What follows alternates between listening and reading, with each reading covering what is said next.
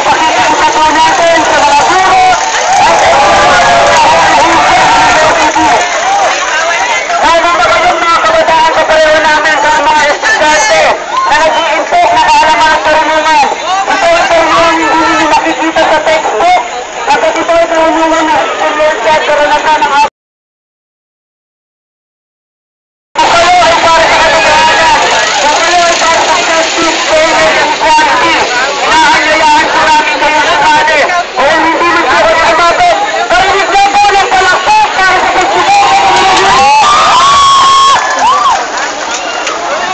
Dali video.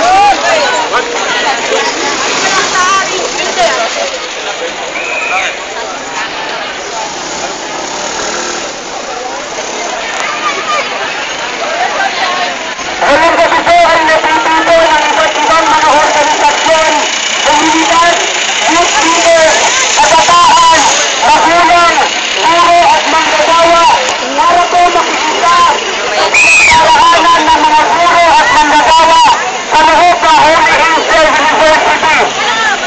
Ito po ay magmula ng nalaman ng mga guro at manggagawa na sila po ay nadadaya, na sila po ay nasusulot, na sila po ay nabihilangan. Sa loob po ng 3 taon, 2009 hanggang 2011, sa pagdagdag po ng matrikula o tuition fee increase na Holy Angel University ay hindi po nakita, natignan, nadama, narinig ng mga guro at manggagawang ito ang 70% na dapat na sanay mapupunta sa pagdagdag at benepisyo nila. Dahil natatanto ang Holy Angel University, teachers and employees union, sila po ay humiling na magkaroon ng pag-uusap sa management ng HAL. Ngunit ano po ang nangyari? Sila po ay hindi pinakinggan bagkus.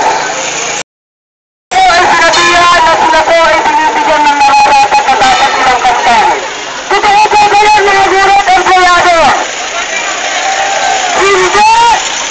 Pagkat ang nangyari po, wala po silang nakitang dokumento ng lamang na nagsasabi, ito ang kalkulasyon, ito ang komputasyon ng 70% na natanggap ng paaralan mula sa tuition fee increase na napupunta sa inyo.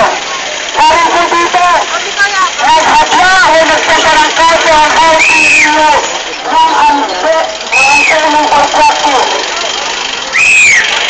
Ang kaso po ito at kasama po na kanilang notice of strike at itong ibaba ng management. Ngayong gabi po, tayo hindi na mananahimik. Ngunit bago po tayo magsimula, sumabay po tayo sa pagdarasal at paghiling ng katatahanan at katarungan sa Insubo.